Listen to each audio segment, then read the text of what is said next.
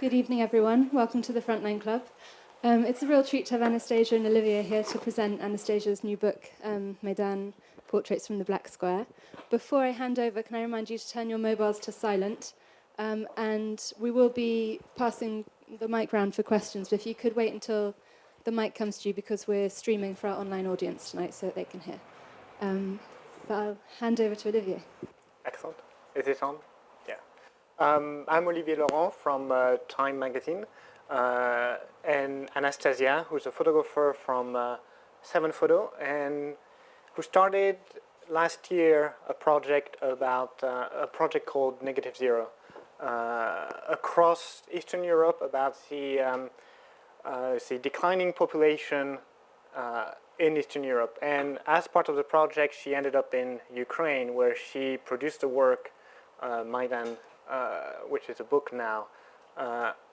So work is around the protest in Maidan that led to the fall of the Ukrainian government.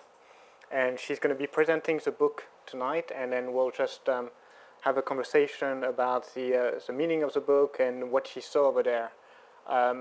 I want this to be as interactive as possible, so like at any time, if you have a question, just raise your hand, like look for the mic.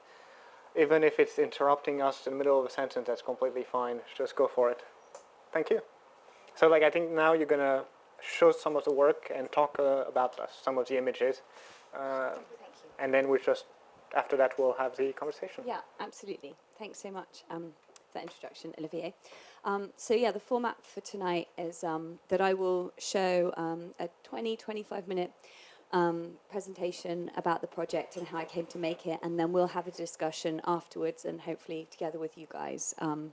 So we'll start off by looking at some of the pictures, and I'm just going to go over here. I think we're going to have the lights down a little. So I'm just going to start by showing you a short video that will explain the process of working in Maidan for me a little to start with as an introduction, and then I'll talk a little bit more about it.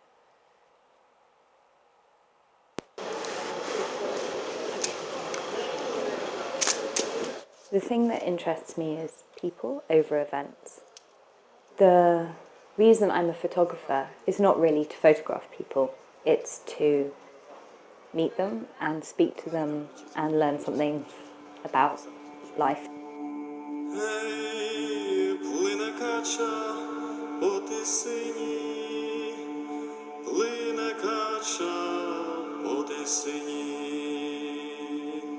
These are essentially civilians, fathers, brothers, uncles.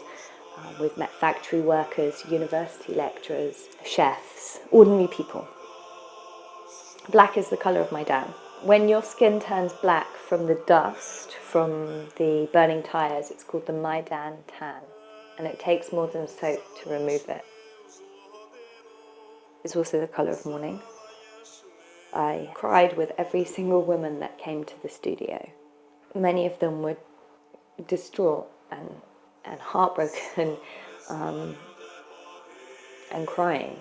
And so to ask someone to make their picture requires a huge amount of generosity from the person who's being photographed.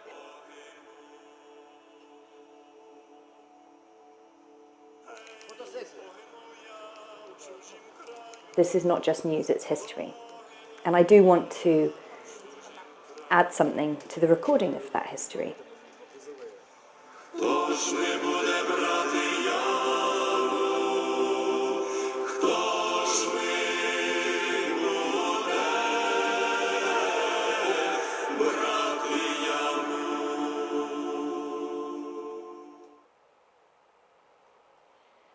So, as Olivier already mentioned, I started what I still hope will be my most ambitious personal documentary project yet, Negative Zero, that looks at Europe's declining populations. And so, at the end of last year, I spent 2 months in Serbia and Romania photographing people who were affected by population decline, and also some of the causes of population decline. And the thing with documentary photography is that you never really know what's going to happen. But for sure, something always happens. And in February this year, having come back to London and processed my film, I was about to re-engage with the project. And over the Christmas holidays, I'd been speaking with my friend and colleague at Seven, Donald Webber, who used to live in Ukraine, in Kiev. And he lives in LA now. He was really frustrated that so much was happening in this country, in this city, and to these people that he loved, and he wasn't there. He didn't want to go necessarily to make pictures, but he wanted to go so that he could be there. And Donald had played a really big part in encouraging me to start Negative Zero. And so my gift in return was to harass him until he decided that he would go to Ukraine. And so we made a plan that if he went, I would go, since Ukraine has a declining population, or even more so now, but had a declining population. We agreed to meet in Kiev. We had no real plan other than that we would rent an apartment together, and I would continue my work with Negative Zero, and Donald would throw stones at the police. So when we got there, I began photographing in the way that I'm used to photographing, observed, reportage, in the same style of the work that I'd been doing already. But I very quickly became frustrated, creatively frustrated. And it was one night in a bar, together with Emine Ziatdanova, who was my fixer, collaborator, and translator, and my friend and assistant Tom Jameson, that I remarked that it was interesting how the costumes that we were choosing as photographers were actually emulating the costumes that the fighters were choosing. And this reminded me of an idea that I'd had 3 years earlier when I was in Libya, in Benghazi. And I had felt a similar sort of frustration with what I was doing. I kept asking myself, well, why am I here? What's the point? What can I contribute? And ultimately, my answer at that time was nothing, and so I went home. But before I did, I made a remark to colleagues who I was traveling with that the only project I thought I could make in Libya was to make a series of portraits in a makeshift studio in the hotel at the end of the day when the journalists came back from the front line. And so it was the way that we were dressing that triggered this memory of wanting to make formal portraits. And so I did that. From the top left, that's Donald Webber, who I travelled to Ukraine with, Davide Monteleone and me, we're all from Seven, the French photographer Eric Bouvet. On the bottom, from left, Sasha Gladielov, an amazing Ukrainian photographer, Mads Nissen from Panos, Emilio Morinati, and Ed U. And I show these pictures just to explain the series of disconnected thoughts that led me to making what is now my first book.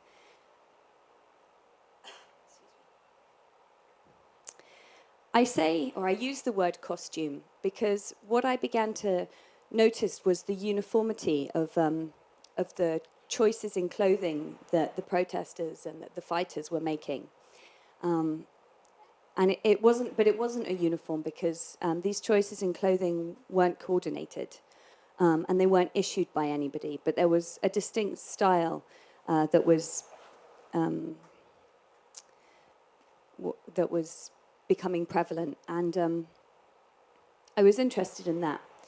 Another friend of mine, Cleo Prickett, is a fashion designer, and we had many conversations in which she coined the phrase to me, "Fashion isn't frivolous." She was fed up of people not taking what she did seriously. And actually, fashion is choosing the clothes that we wear and choosing how we present our inner selves to the outside world. So I set up a makeshift portrait studio in Maidan. This is a map of the square, which was under siege during February. I arrived on the 1st of February, and points 1, 2, 3, and 4 were the different locations that I set up my makeshift studio in. The main point was number 1, which was just inside the barricades opposite the police line, the front line.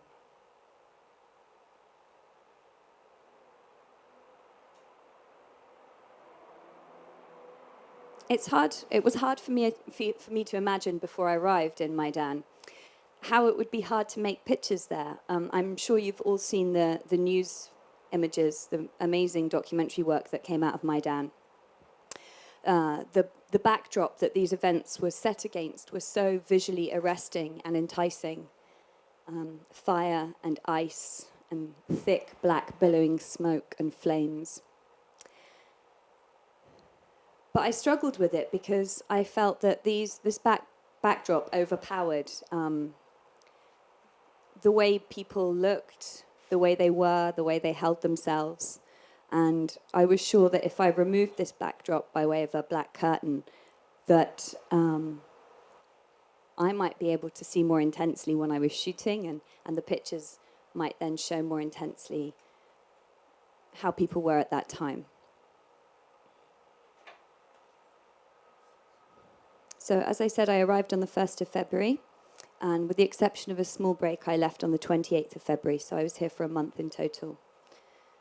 And in that time, I photographed the fighters before and after the worst violence that the protests saw.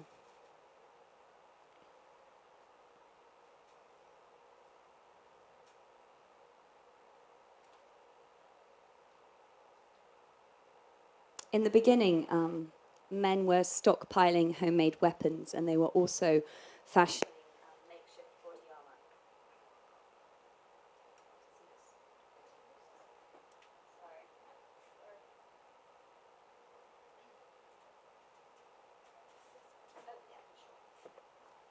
Remind me before I move. Thank you. Just hold on to it.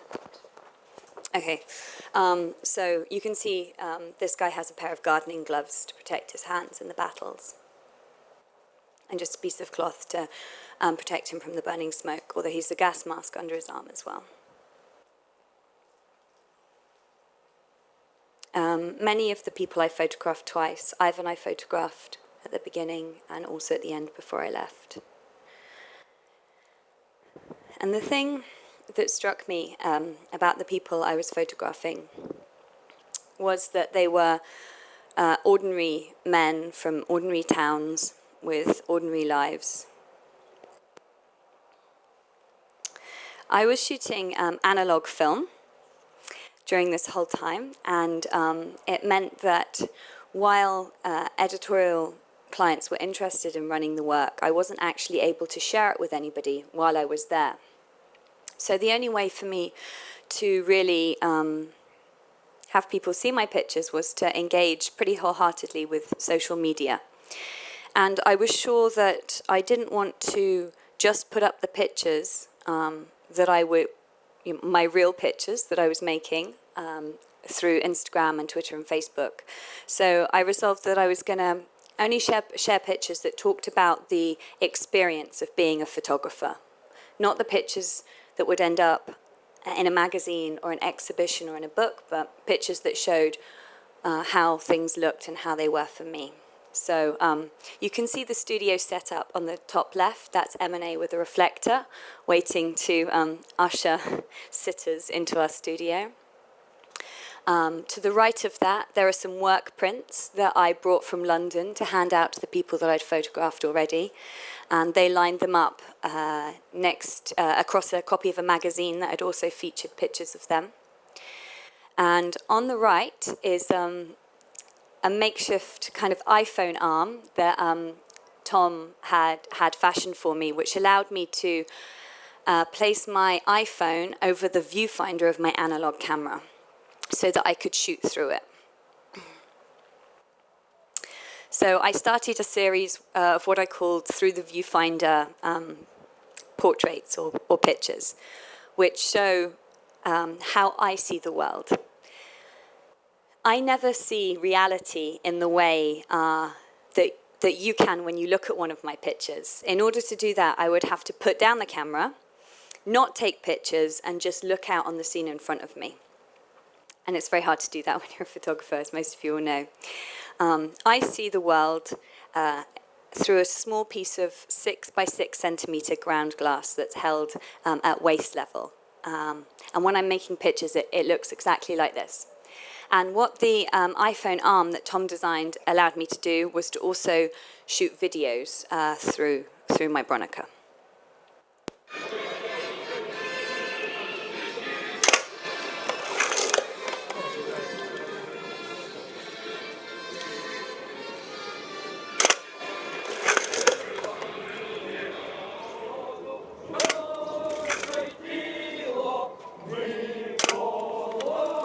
Okay, look at me.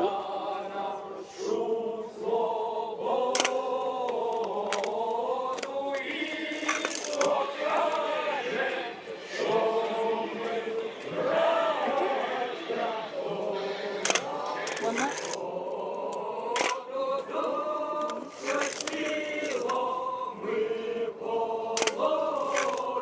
Last one now.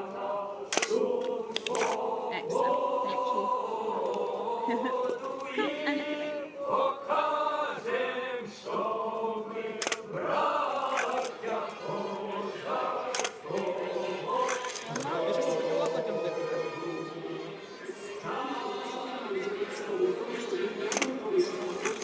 Amazing. Thanks so much. Exactly as you were before. Perfect. Okay, here we go.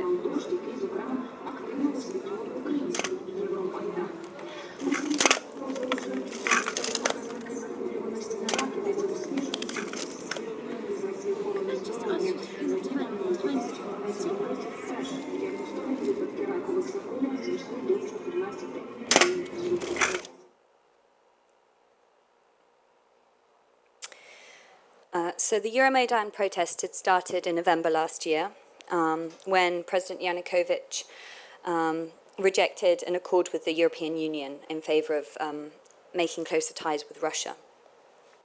But the protests soon became focused on ousting the president and the government.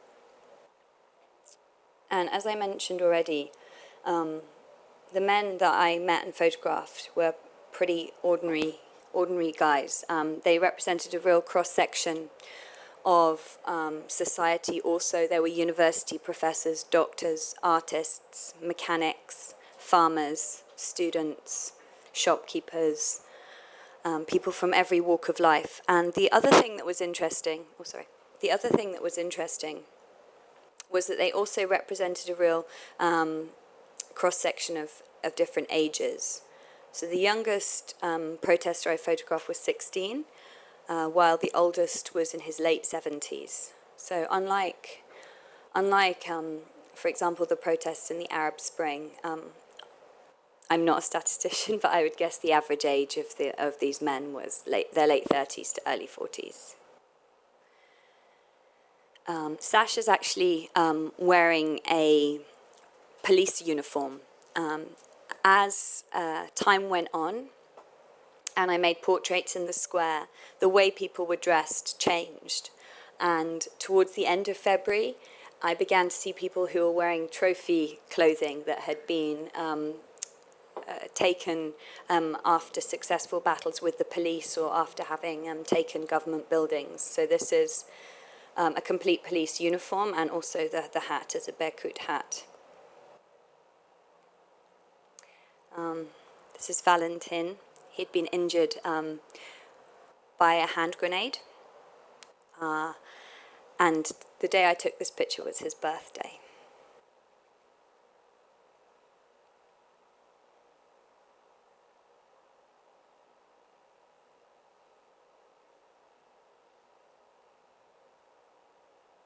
Sergei also has a barricade hat. So in the beginning, in the first few weeks when I was photographing, I didn't see people wearing these things. I'd photographed Eugenia at the beginning of February, before the worst days of violence, and then I photographed him again afterwards, after the battles.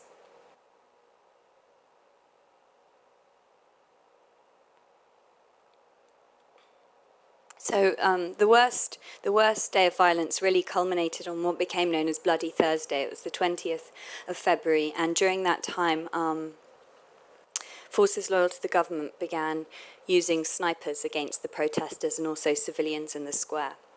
And 77 people were confirmed dead on that day, but really probably only in a matter of a few hours.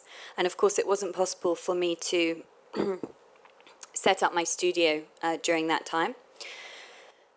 So I was shooting reportage, and actually I was shooting digital reportage because I got an assignment from a German newspaper for 2 days. And the bottom two pictures that you see here are actually taken on an iPhone. The others are on a digital 5D. The card on the top left is the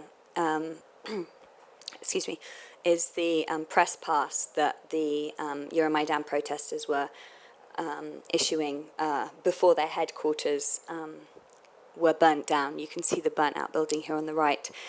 There I'm number 95 for that day, but I have another card from just a few days later where I was journalist 225 to register as working in that space on that day. And after Bloody Thursday, the day after Bloody Thursday, President Yanokovych fled Ukraine. And, excuse me, sorry, would you mind asking for, thank you. Thank you so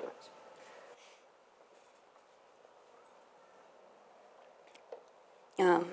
On the night of the 21st, Yanukovych fled Ukraine. When we woke up in the morning on the 22nd, everybody just said, the president's gone, his helicopter left his residence. Nobody really seemed to know what was going on. We wandered off to the presidential palace and seemingly no one was there. But I was still uneasy about setting up my studio, so I waited another day. And on the I think it would have been the 22nd or 23rd, tens of thousands of civilians began flooding into Maidan Square in this act of collective mourning. In total, during the 3 months of protests, more than 120 people were confirmed dead, and many more were still missing. And of course, today that figure is much higher across Ukraine, with the annexing of Crimea and the ongoing conflict in the east. Most of the mourners were women, and many of them carried flowers that they had brought to lay on the barricades and also at the points where people had died. You could, at this time, see very clearly where people had died. There was still blood stains on the floor, and they quickly became covered in flowers, as did the barricades, and eventually the whole of the square was completely covered in millions and millions of flowers. The protesters declared victory, but celebration didn't really come to Maidan in the way that I had expected it, or the way people had talked about it, the fighters had talked about it before the 20th of February. And I realized quite quickly that my project wouldn't only be a series of portraits of the men who were fighting, but that I would need to include these women in some way. They stood out immediately because there had been such a noticeable absence of women in the square at the most violent times. Most of the fighters were men. There were some women volunteers, a few journalists. Civilians would visit at the weekends, but really it was a very male-dominated environment.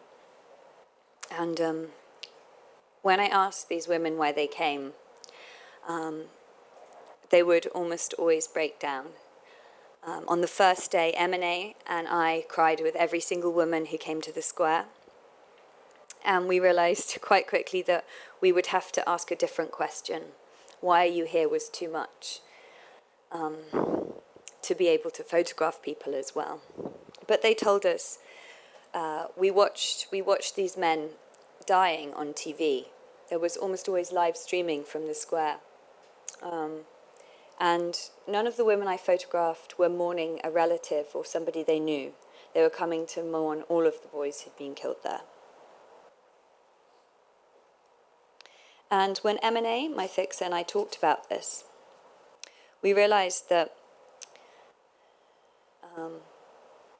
by including these women as part of the project, we were in a way including ourselves, because we had also watched the men being killed and dying as passive observers. We weren't participating in the violence, and we also felt a sense of sadness and a sense of loss, even though they weren't people that we had known personally.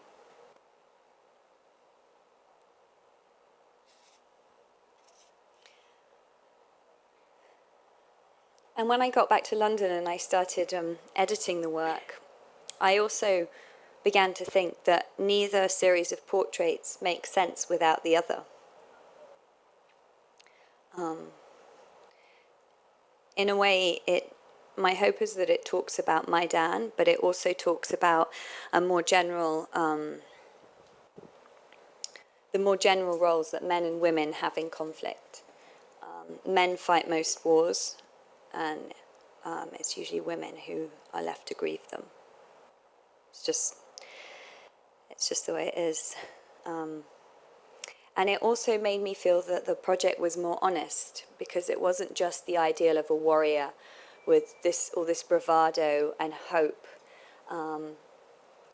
It was also set, and the women set those ideals against the implications of the violence.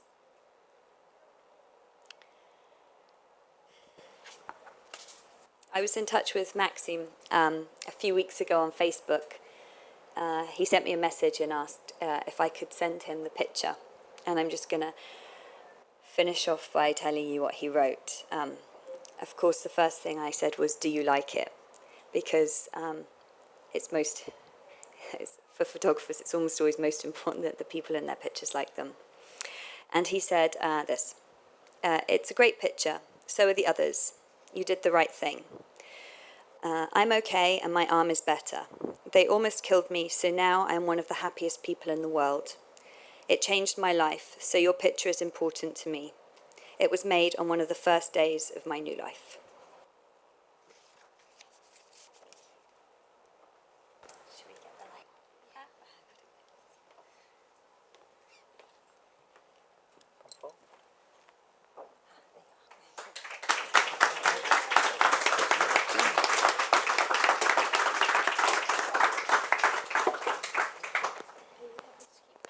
Yeah, I'll just clip it on here, will I? Is that... Oops, no, hang on. Is that okay? Yeah. Good. So the first question I want to ask you is that last year you're working on this big project, Negative Zero.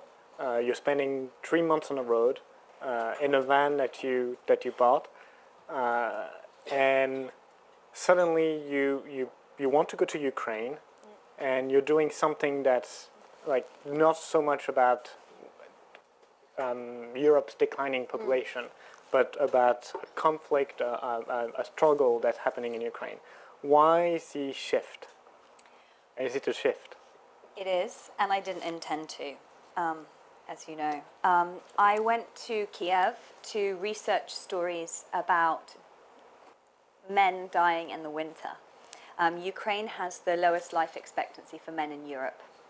And I began thinking that the way I had been thinking about Negative Zero was too editorial and too straight, and it didn't leave me enough room to kind of free up myself to see things in a different way. So I had decided at that point to split the project into two kind of approaches: births in the summer and deaths in the winter.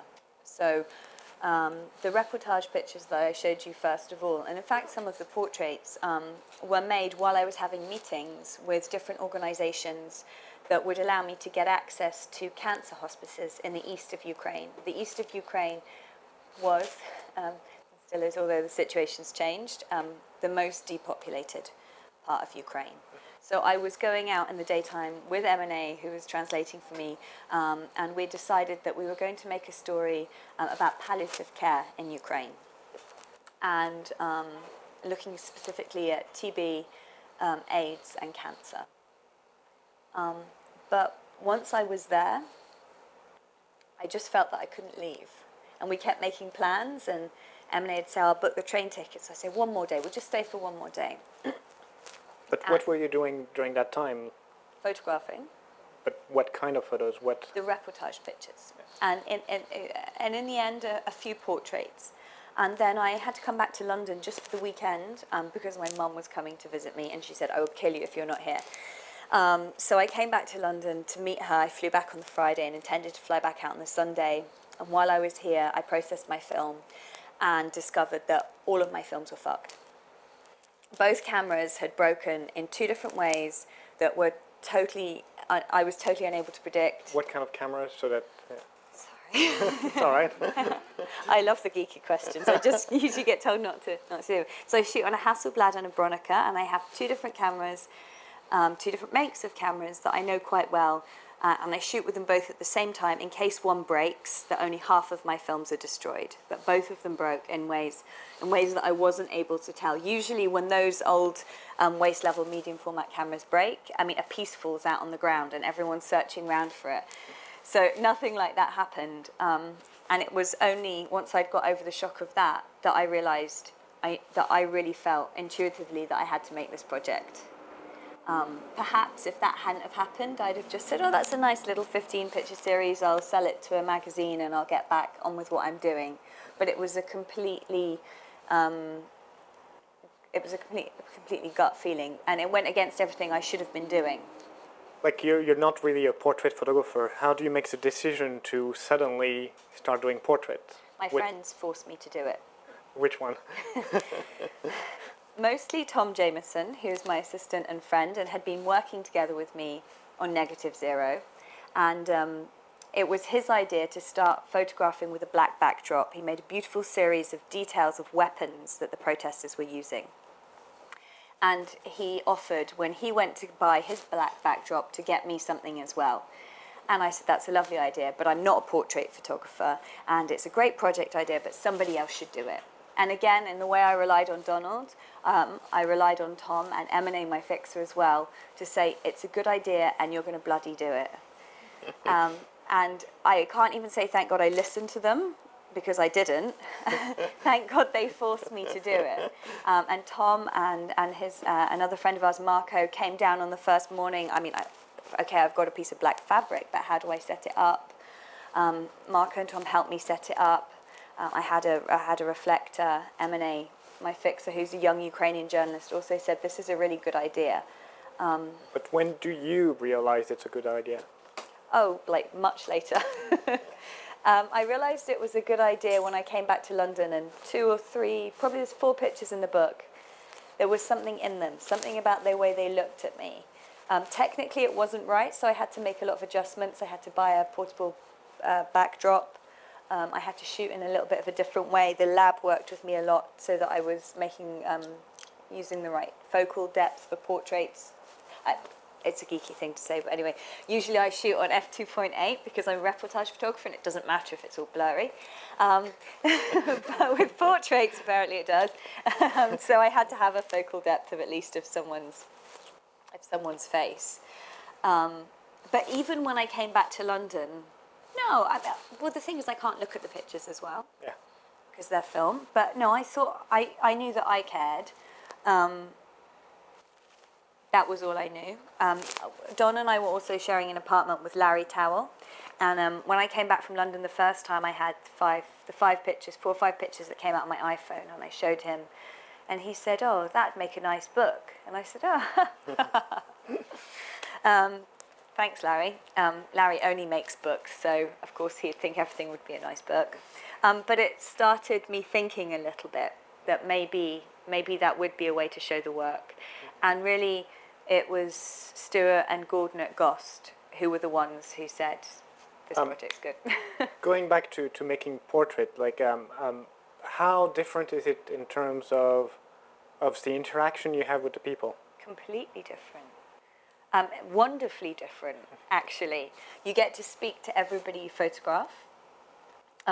With reportage, when you're speaking to somebody, you're not photographing them, and when you're photographing them, you're not speaking to them, right?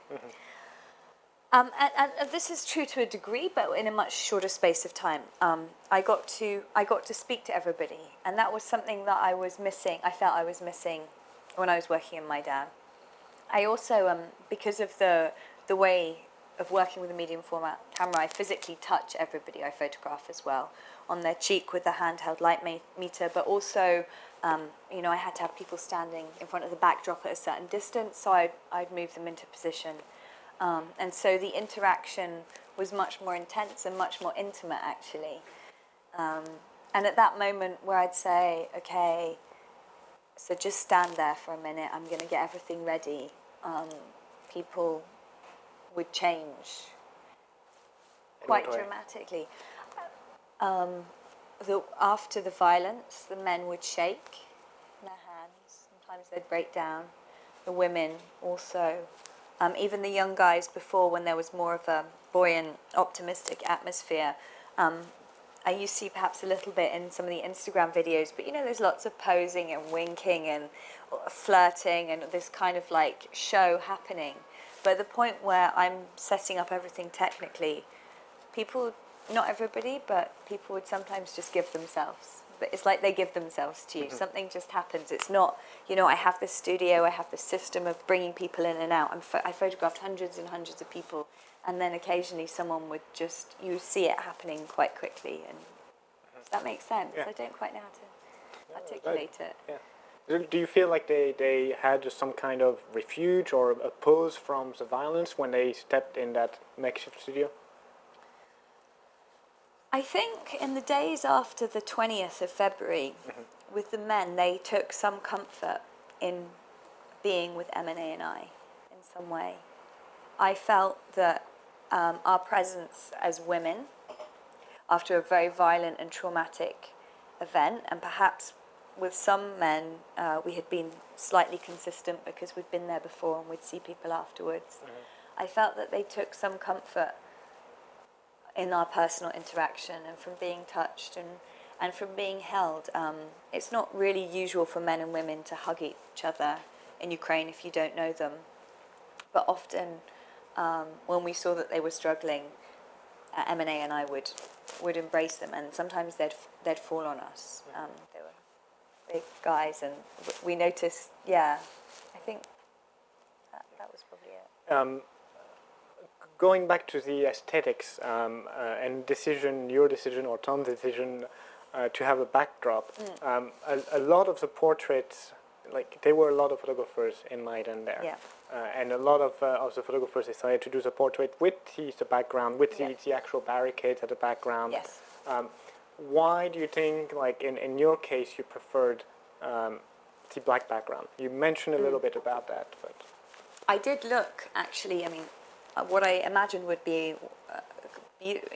amazing for these kind of portraits was to find a wall that was blackened with soot, and to use the environment in some way. But there really wasn't any space, because this was a very small space we were actually operating in. There wasn't any space like that. And the predominant colour of the square was black. So if I was going to bring an artificial background in, then it made sense that was black, on a practical level as much as anything. I mean, even if there had been a creative decision behind using white, I mean, forget it. Absolutely forget it. Everything was black and covered in our skin and our clothes and the reflectors and the cameras and everything. So it's a practical thing as much as anything.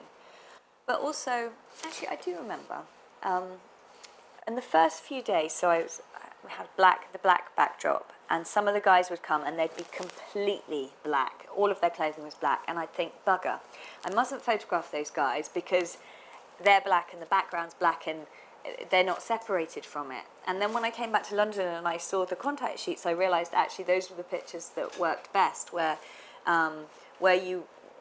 the picture was almost entirely different shades or textures of black fabric.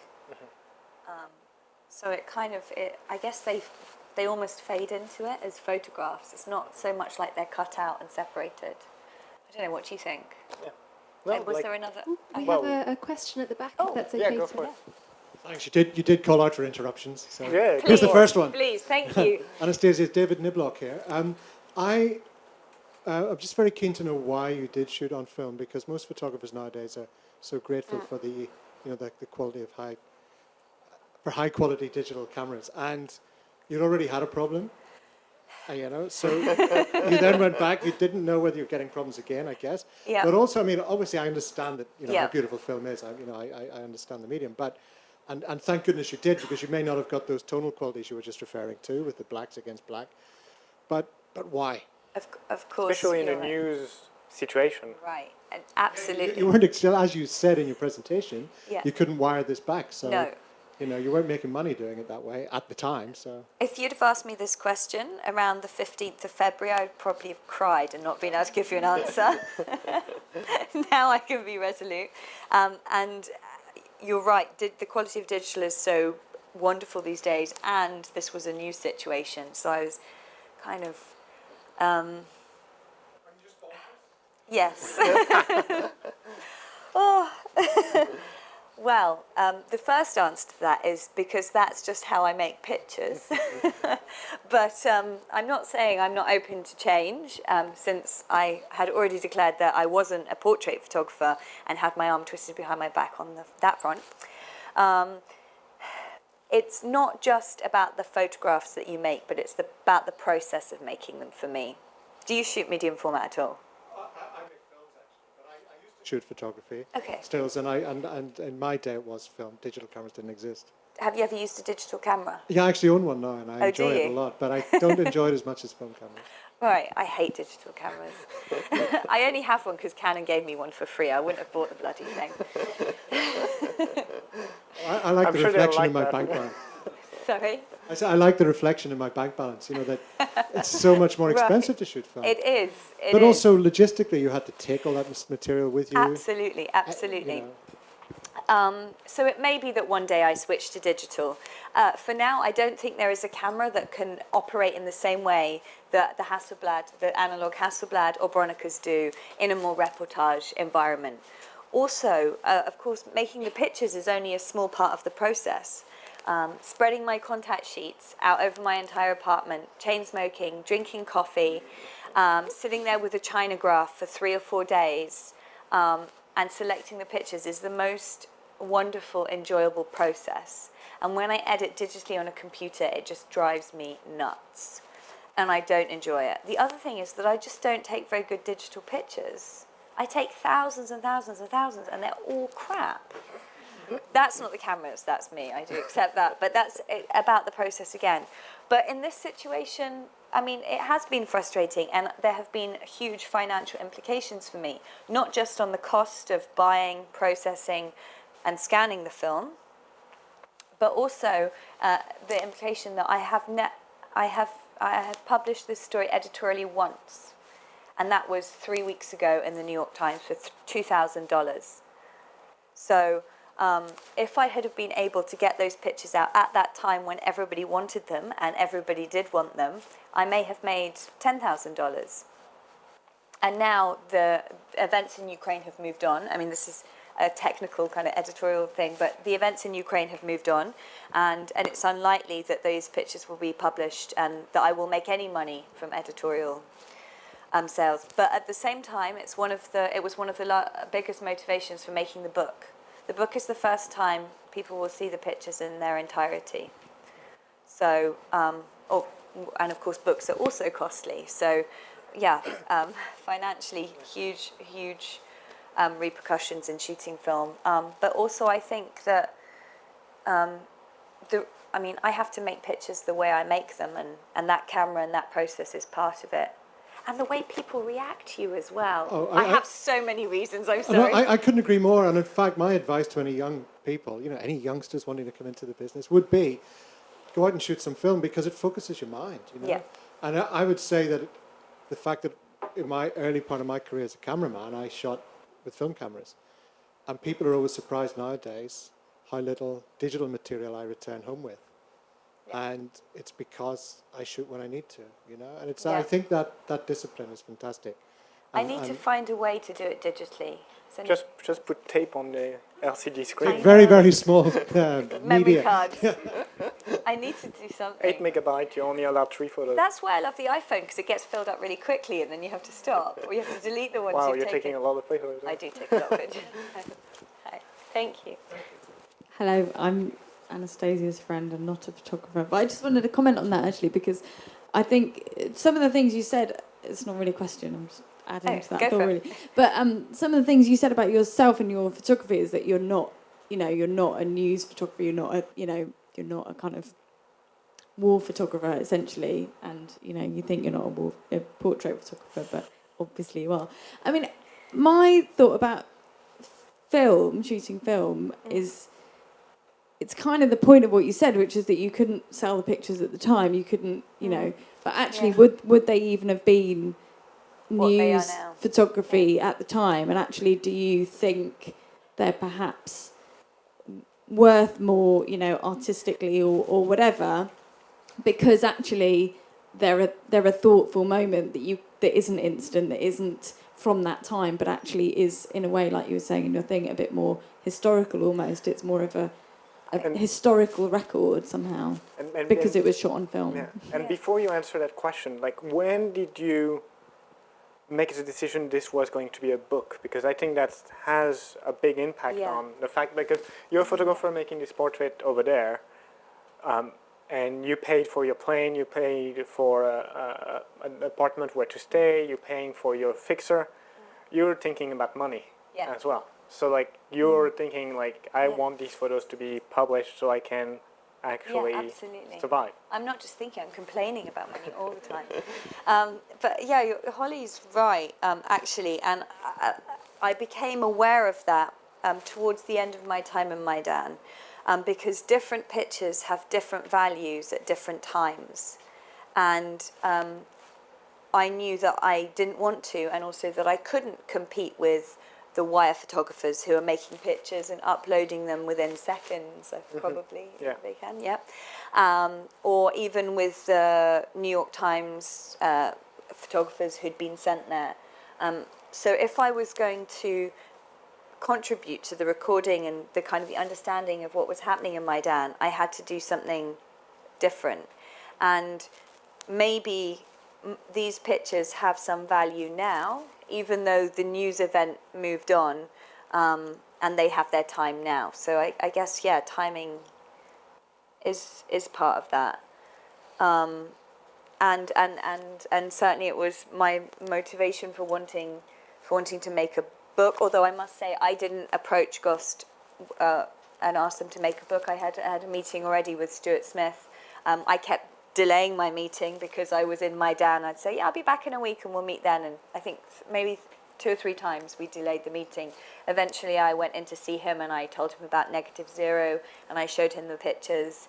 And at the end of our meeting, he said, oh, and by the way, I just got these pictures back from the lab 2 days ago. Do you want to see them? It's a series of portraits. And people often ask me as well why I made the decision to go with a publisher rather than self-publishing, which a lot of photographers do today. And my answer to that is always that I wouldn't have a book because I wouldn't have decided to self-publish. It was their recognition of the work being suitable in for that purpose. Excellent. Going back to the fact that you're in a news environment, the protests in Ukraine were massively covered. Like there were a lot of journalists over there. Yeah. And you're not a news photographer, and still you make the decision to go to a news event. Do you feel like you had a place over there? That's a good question. Well, I guess the thing that was interesting about Maidan, say, compared to Tahrir Square, was the diversity of the photographers who were working there.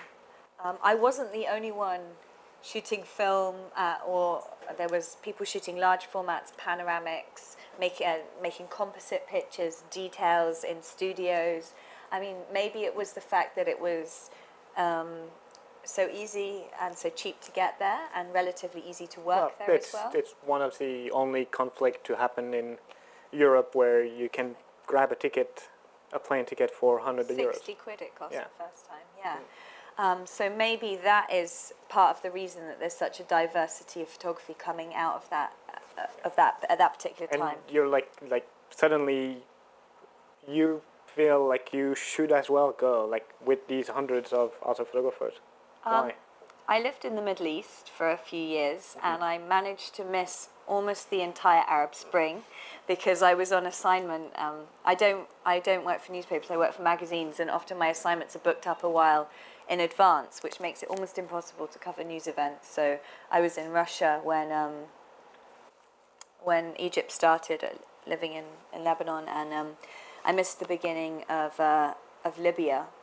And then I felt a need to go. It was a region that I'd been living in for 2 years, and there was this huge, important historical happening in a part of the world that I lived in and I'd been working in. And I felt that I ought to go because that's my job. Like, if you're a photographer, you're supposed to take pictures. Now I realise that that's the stupidest reason to take pictures in the world, just because it's your job and you think you ought to. And when you went to Libya, you didn't really produce a project there.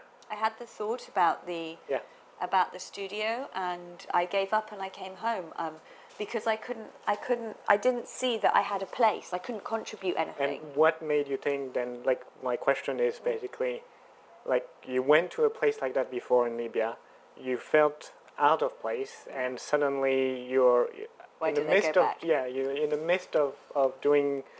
It's a project that you describe as being the most ambitious project you have, and you put it aside to go to a news event. So I always felt that I'd failed in Libya, of course, and it had, and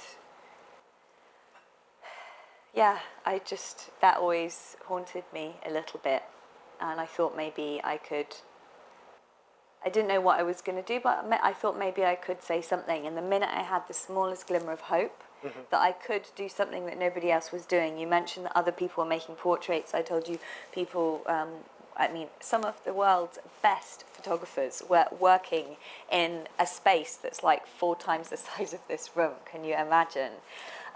But once I had the tiniest glimmer of hope with the portraits, I realised I was the only one that could do that. I really actually believe it. There are many other portrait series against even black backgrounds. You think, well, they must be pretty similar, but they're not at all. Like you mentioned something to me a few months back that even some photographers were using your backdrops when you were... Yeah, the buggers. One of them pinched it. Me and Emily went off to get coffee, and this press photographer had nicked our backdrop and was making portraits of the same guys. I said, oh, I think he was Italian. I said, let him get on with it. Emily, she's Ukraine. She said, I'm not having this. And she went over and told her. She said, get out, that's our backdrop. Do you think someone just put it there? It was quite a funny little interaction. Hi. Hi. It might not have been possible, but did you ever think of photographing the police, the other side? I did think about it, yeah. And I gave up on that idea pretty quickly as well. Why? Because I think would it have been impossible? I'm not sure. Tom and Marco, you went round and to photograph the police, didn't you? In a reportage way. They came back and said it's not possible. I said, all right, then I'm not going. Something like that. I mean, do you think it would have been possible for me to make the portraits? No, not at all. Okay. They're all standing guard, kind of all linked arms. There was no separation, and I don't think they would have been given permission either, no, right? not at all. I mean, when they discovered that we were there, we were kind of pushed through in about 5 minutes, so it was never going to happen. Although it would have been cool. Yeah, it would have been amazing, and I did think about it. Actually, since then I have also thought about making other portraits. The annexing of Crimea happened pretty soon after I got back, and my first thought was, should I go to Crimea and photograph the Russians there? Of course, again, probably because I'm a photographer and you always feel you should work harder. So it's like, what else can I do? But then I started to realize that this project was just about this really small group of people in this really small place and in a really condensed amount of time. And so it was okay for it to just be that. Do you know what I mean? Yeah. There's a question over there.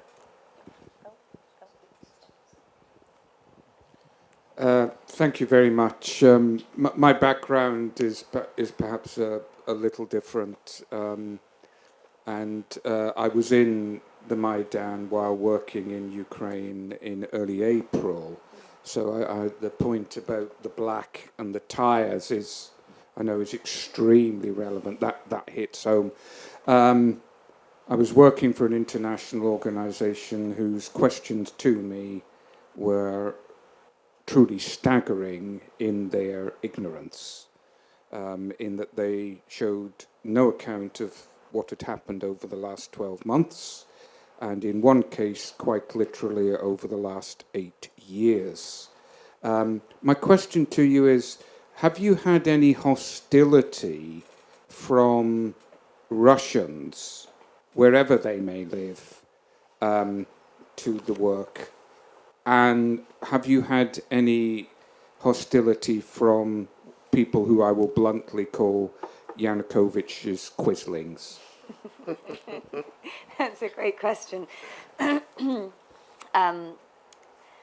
Well, the answer is, of course, yes. Really, as I mentioned already, the only place it's possible to see these pictures is online. And in the spaces that I have had the work shown where it's possible to comment, and actually on Instagram also, of course, there are some Russians who react very badly to the work and very negatively. The most common accusation could be that everybody in my pictures is a Nazi, which is of course not true, and that everybody involved in the Euromaidan protests were Nazis. This is the most common accusation.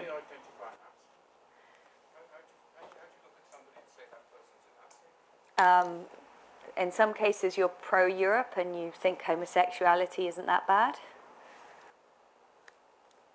I don't know. Sometimes the comments are in Russian. I don't translate them. Yeah, it's a very sensitive and heated situation, more so now. And of course, online forums are a platform for. I mean, these things to just come to a boiling point. Actually, my fixer Margot from a project I'd worked on in Crimea in 2010 about Cossacks. She'd been my fixer, and she got very upset with the project that I was doing. On Facebook, she saw the pictures, and we're friends. She's a Cossack herself. She's pro-Russian. I believe she has a Russian passport now. She believed that the Russians were coming to Crimea to protect her and her family. And she said that she was hurt and disappointed that someone like me, who was an international journalist or an international photographer, could be fooled so easily with propaganda. We talked through it a lot, and we're still friends, actually. But yeah, she was mad at me. We saw it differently, and even for M&A, my fixer, who is also from Crimea, actually, she's a Crimean Tatar.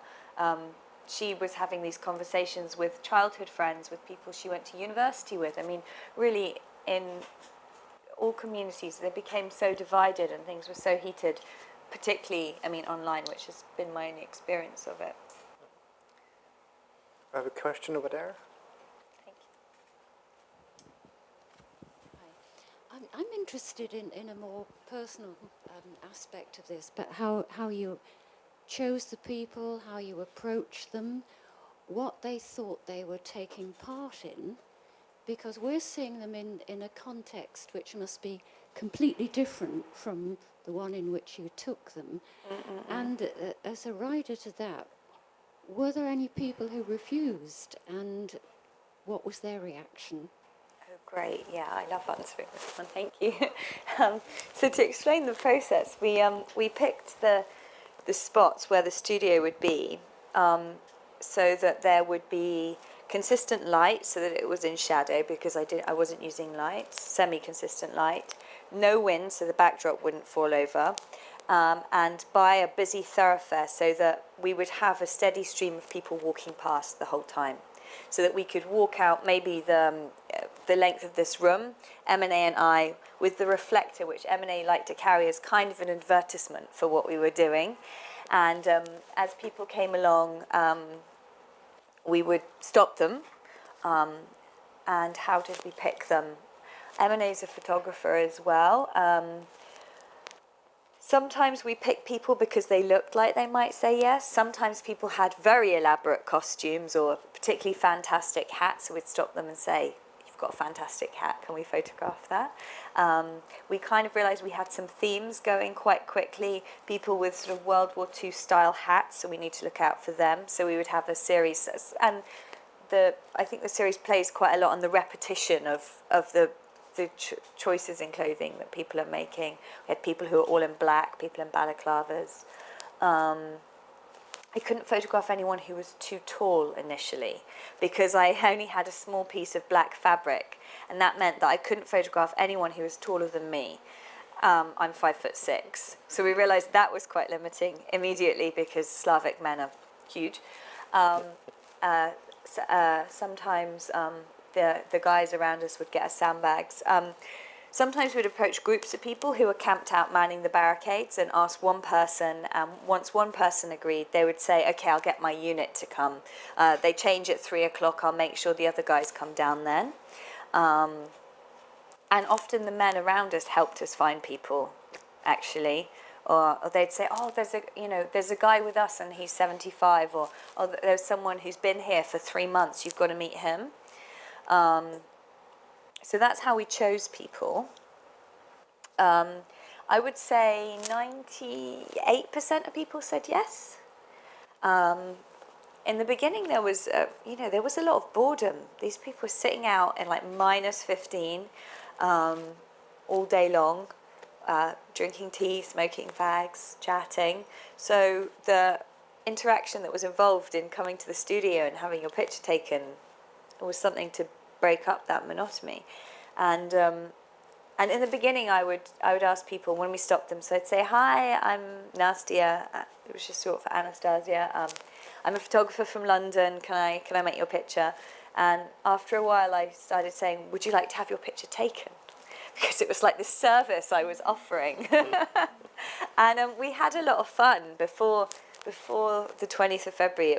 We had a lot of fun. People really enjoyed the process. Often, and because it wasn't always that busy, they'd stand around and we'd drink tea and smoke cigarettes together.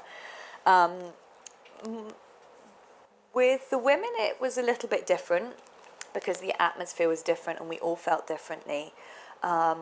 Most of them said yes, actually. We would say before Bloody Thursday, we were making portraits of the men who were here, and afterwards we're making portraits of the women who came. And sometimes they'd say, but look at me, my mascara's down my face. I mean, I look hideous. And M&A would explain quite delicately that was kind of the point, that, it wasn't about looking beautiful in the traditional context of going to a portrait studio, because there is a culture of that in Ukraine as well. So we had to be careful that the men didn't think we were being too frivolous, or, oh, there's these girls and they're just setting up this silly portrait studio, not like the real photojournalists over there, the big guys with the long zoom lenses. So there was kind of other stuff going on. But if people said no, it was usually with the women if they were too upset, or with the men if they're busy and they had to be somewhere. But I know that my male colleagues had more problems with access and with photographing than I did. So again, I think there was definitely the fact that M&A and I are both young women, they were definitely affected what we were doing. Does that answer your question? Thank you for asking it. Just a sort of follow-on question from that, really. What do you think the pictures say about the individuals, and what do they say about you? I mean, when we're looking at them, are we looking at their faces, their expressions, the sort of fatigue, or is it a project about their clothing, their dress and identity? A few of the pictures you showed me, it struck me that a lot of them had batons, as though it was a very kind of hands-on battle, almost sort of First World War with fixed bayonets. Yeah. And also, it also struck me as quite odd that a lot of the men were wearing military fatigues, DPM fatigues. What's a DPM? Sort of green and khaki, Yeah. as if they were fighting in a jungle or Yeah. in a woodland, Yeah. where it was basically an urban kind of Yeah. conflict. So they sort of took on this role of I'm fighting, I'm in a battalion or whatever, I'm in a troop. I have to buy into that by wearing military Yeah. fatigues that have no relevance. I mean, you could have been wearing jeans and a t-shirt or a pair of Farah pants and a Ticini top for what it was worth, but they were wearing fatigue. So On the fatigues notes, actually it's quite interesting because I was a little bit confused by that as well initially. But in Ukraine, poor working class people use military fatigues from the army surplus store when they're working in the fields or doing manual labour. It's kind of like tracksuit bottoms might be or something like that. So actually, you will see quite a lot of like army surplus combat trousers around the place. So that's why it's there. Some men had been in the military before, and so they would put on their uniforms to come there. One guy we met and photographed had been a border guard, and he put on his border guard's uniform when he came to the square.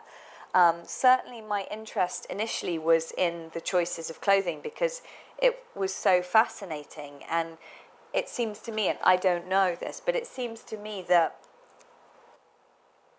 maybe collectively people imagined what they should look like and decided to dress accordingly. And it's the same actually often for photographers. I have often imagined what should I look like if I'm a photographer, and I've dressed accordingly. And actually we were doing that in Maidan Square because we were kind of kitted out with cameras, you know, kind of stacked around us, and vests and helmets at times as well, and wearing completely black. I had this conversation with someone recently. Maybe it was you, I'm not sure. And someone said, well, if you go and look at winter coats, they're always black. So is that really relevant? Is it just the fact that that's all you can buy? But actually, when you look at the women, and in Ukraine, that's certainly not true. So my initial interest was in the way the body armour had been fashioned. I mean, there's one guy whose football shin pads wrapped on with sellotape. And people had made homemade bulletproof vests out of oven trays. And of course, none of these things worked. Even the bulletproof vests that they had taken from the police didn't work because after the snipers were employed, there were helmets and vests that had entry and exit wounds. So that was my initial interest, and I still think it's an important part of the project. But portraits, I guess, aren't just about what people look like, right? It's about kind of how they are and the feeling that you get from them. And my hope is that with with the pictures that I've chosen, you can see people being a bit vulnerable, even the men with all their bravado and showing their showing their vulnerability and their fears. And how much of you do you think is in the images? Other than the fact that you curated it by choosing the people that you chose. Yeah. Well, they're looking at me, and they're looking at me like that. And I think in this situation, which is very intense, I think I'm a big part of those pictures. You can't see me, but the way they're looking and the way they are is because they're looking at me and they're interacting with me. And it's a reaction to me and to Emily as well. I don't know, what do you think? Well, I was just curious. That's why I asked the question. Yeah, I mean, invariably, it's a portrait is a two-way thing, isn't it? Yeah, especially in this situation. The way you put somebody at ease very quickly, idle banter, be it about the weather or whatever, you've got to break barriers down very, very quickly, especially, I mean, I'm a photographer, I take portraits for personal projects as well as, professionally of I don't know, accountants or TV presenters or whoever. And if it's somebody you don't know, you've got 5 minutes. You've got to break down a barrier straight away and engage in, light conversation, which could be different from one person to it is the next. And like you say, I guess that's what comes across in the images. And it's not possible to get it right every time, of course, no, for sure. Which is why we have to shoot so many. Yeah, absolutely.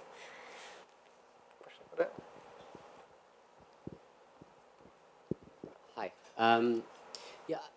I really find the uniformity of the pictures quite useful in the military context. It's sort of quite similar to your standard conscript picture.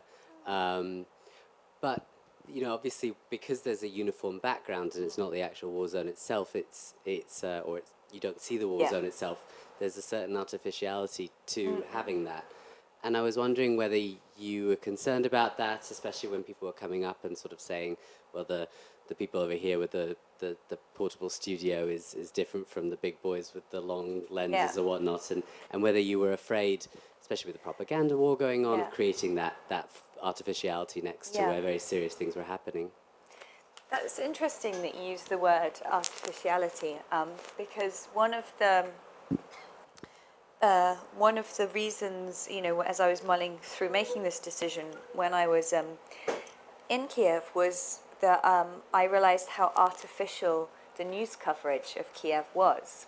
And it's naive of me, but I'm not used to working alongside other photographers. I'm not used to being in these situations. So when I arrived in Kiev, I had an idea of what it would be like from watching the TV and YouTube and looking at pictures that other photojournalists were making.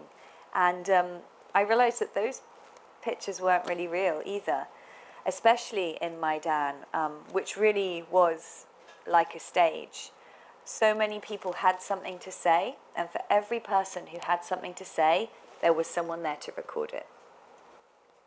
So the idea of bringing a curtain that makes it actually look like a stage, and the idea that people are wearing costumes, and the idea that they are interacting in a performance for me, and I have a performance also as a portrait photographer, the way I interact with people, I think isn't any more artificial than the wire images that are coming out. So are you more sincerely taking the headshots then for the actors who are going on? Sorry, it was just this idea that if there was a general acceptance, or it was very clear to you and maybe to others that there was a play going on in that square with some really nasty consequences, that perhaps you were being more sincere about your role in that play. Yeah, I don't know. I guess it's just different. I mean, because we need both kinds of pictures, right? And the truth is still that if I was the only person there, I wouldn't have made these pictures. No way, because I would have had to show you what was happening and to document that. But it was the presence of all of the other people photographing in all the other ways that meant I didn't have to think, oh, what should I show? But it meant that I could think, well, what small piece of a bigger puzzle can I contribute?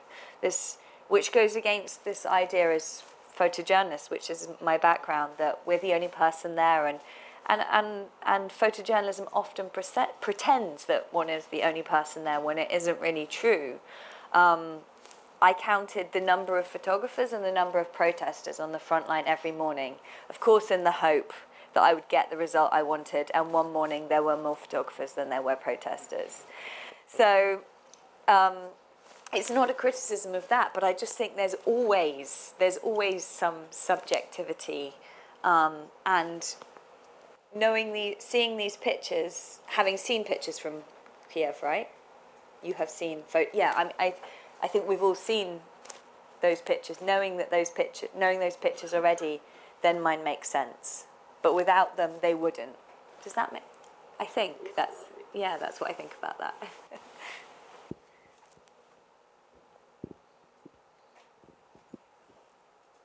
I know that you briefly mentioned, as a female photographer, you were able to access either your subjects or certain situations better than your counterparts. And I was wondering if you might be able to expand on that a bit more. And did you ever find, as a female photographer, that you were ever at a disadvantage, or you weren't taken seriously, or the opposite? Particularly maybe with the women and the photographs that you were able to take with them. That's a great question.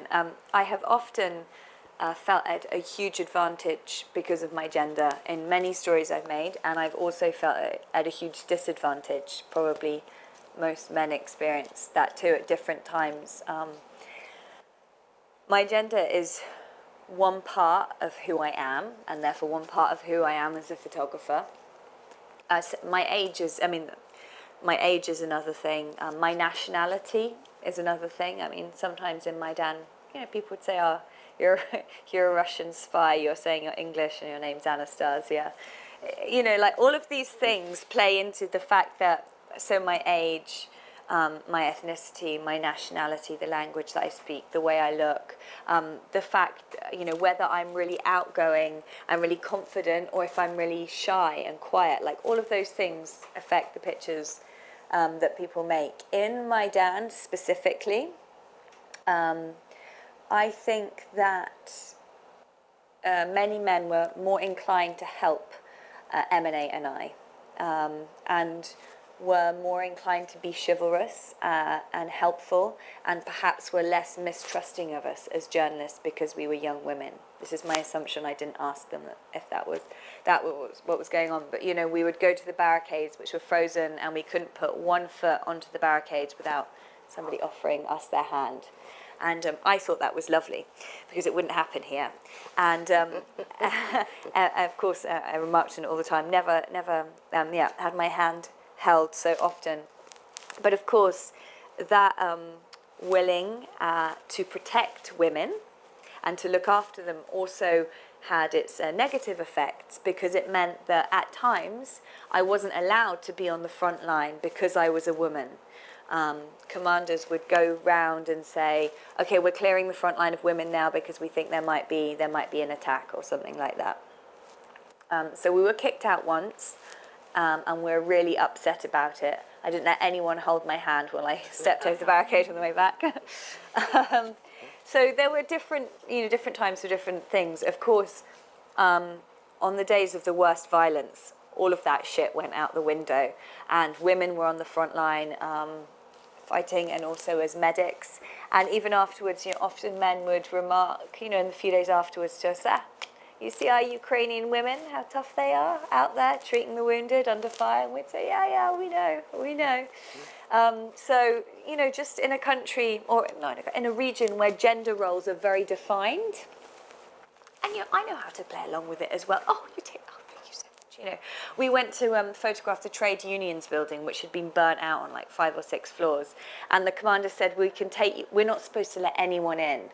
But M&A and I talked, we sat round, we had a cigarette. He said, okay, we'll go, but it's very dangerous and you might fall through the floor. We said, it's okay, it's fine. He said, okay, but the whole way round, we have to hold your arm. So we're in there photographing for like 35 minutes. Actually, he's the guy in the video that I showed at the beginning with the balaclava. Like, there's a video of me photographing him. He liked having his picture taken. Afterwards, we had a cup of tea. He said, by the way, I've got the keys to the building. We said, we'd love to go there. So he held my arm very unnaturally high the whole time in case I fell over. And, you know, occasionally I did a little trip and said, oh, thank God you were holding on to me.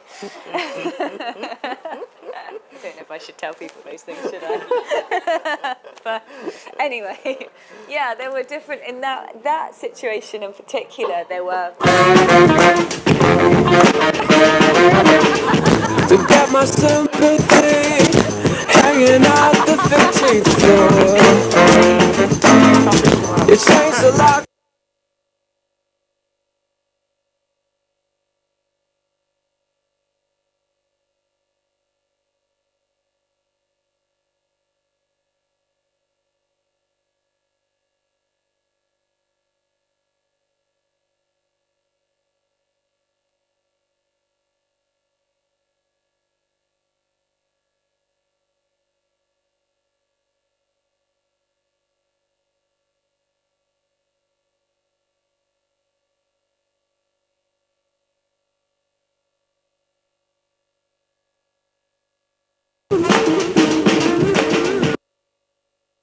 Or we could shout. We'll shout. Are ours working? Oh, maybe they are. Ours are working, aren't they? Yeah. Is it? Yeah. Okay, super. Brilliant. We've talked a lot about the project itself, what happened in Ukraine. Let's go back to the book. You're coming back from Ukraine. You have this meeting with Goss. They like the photos. There were a lot of photographers there who've done the project, but probably maybe 2 or 3 books have been produced of that work. Like, as a photographer, like a young photographer, this is your first book. How do you feel about having a book of that, something that's completely different that you're used to doing, produced? Yeah. Well, it's not what I expected.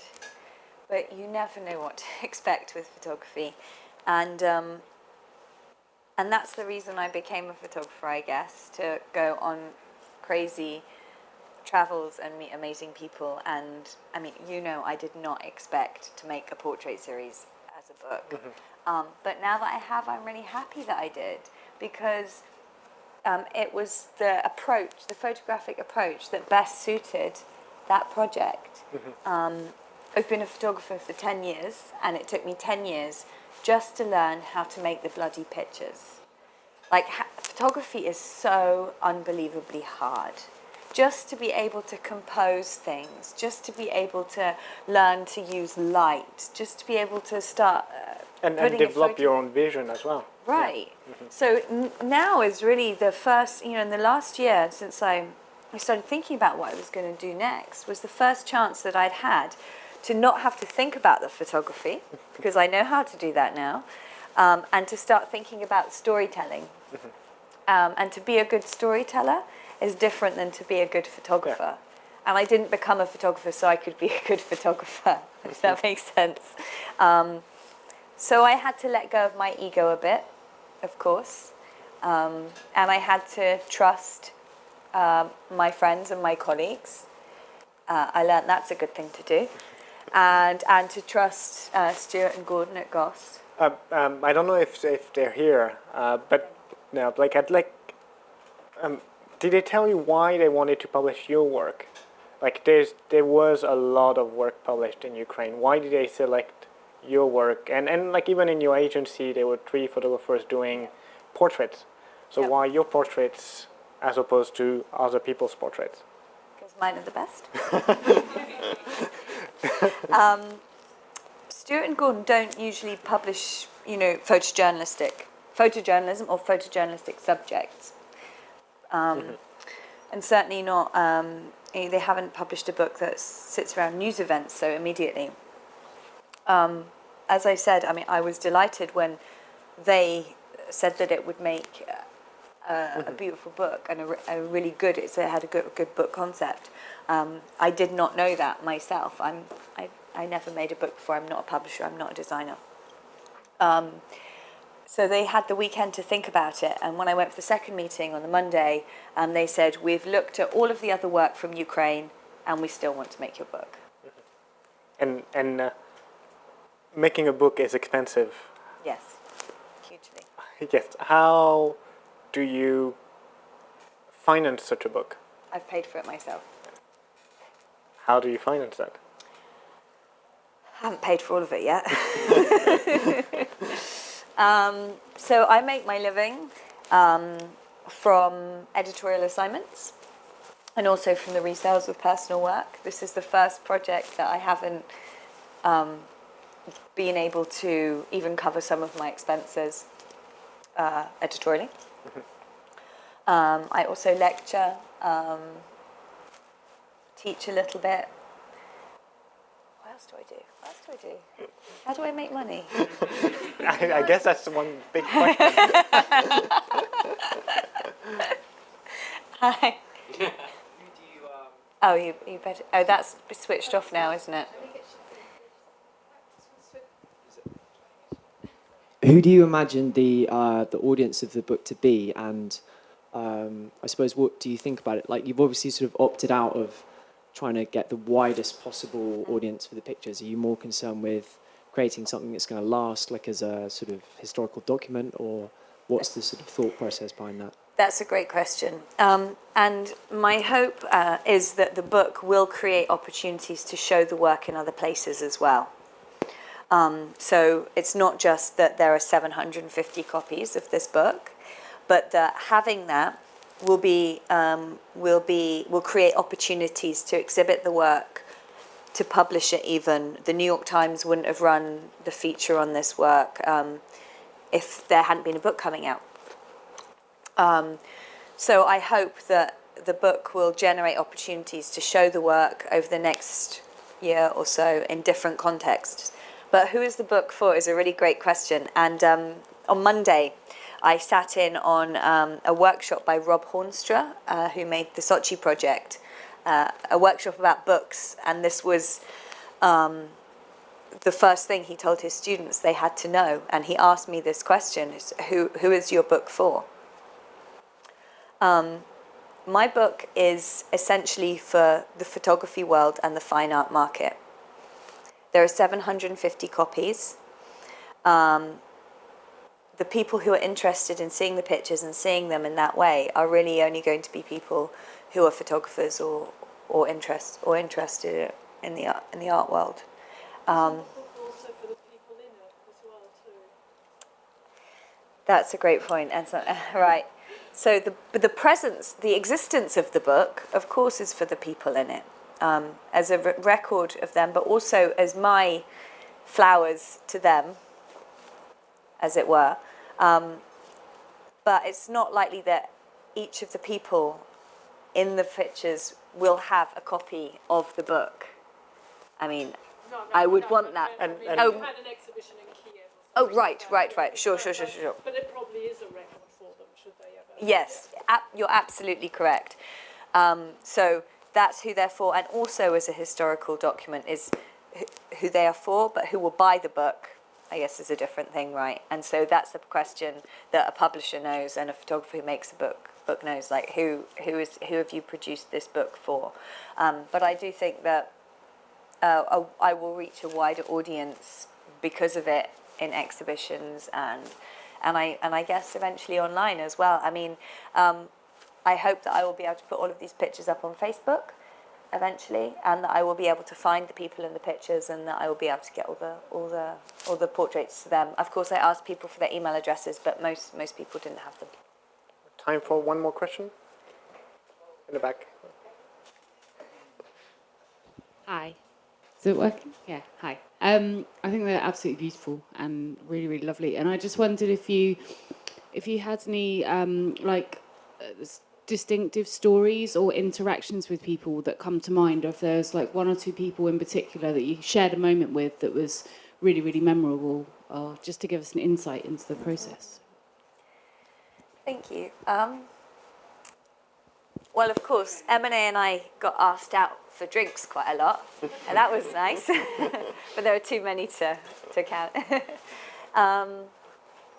There were some boys like Maxim, or like Eugenie, who we photographed a few different times, or Ivan, the old guy with the kind of the sailor's cap on. There were a few groups of people who we were able to meet more than once. Oleg was somebody we photographed maybe on the first day, and we met him again on the 21st in the morning, actually as we were going down to set up the portrait studio again for the first time, and he was battered with black eyes and not in good shape from the day before, and he insisted on taking the collapsible frame, the camera bag, everything, carrying it down for us, setting up the studio, and stayed for a couple of hours, chatting, drinking tea, smoking cigarettes. There were lots of boys that we knew like that. Was there a heartbreaking story from one of the people you photographed, something that really stuck with you?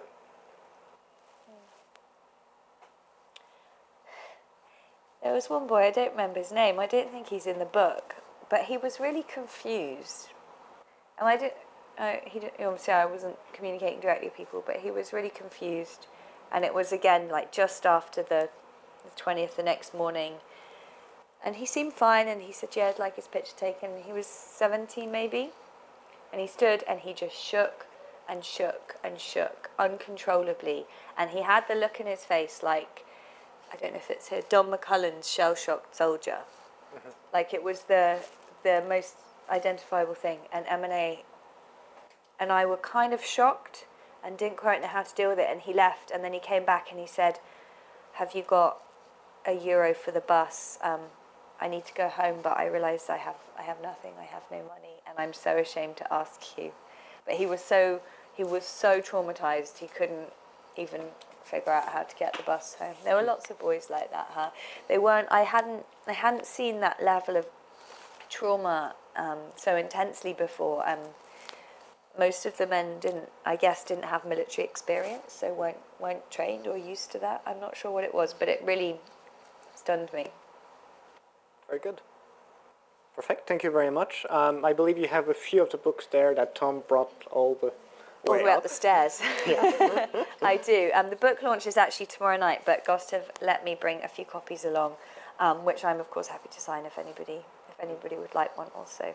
There's an open copy somewhere to pass around maybe. If anybody would like to see it as well. You know, I only saw this. Am I attached to something? You are. Yes. Yeah. I only saw it an hour before the talk, so I've been kind of sat in the bar downstairs staring at it.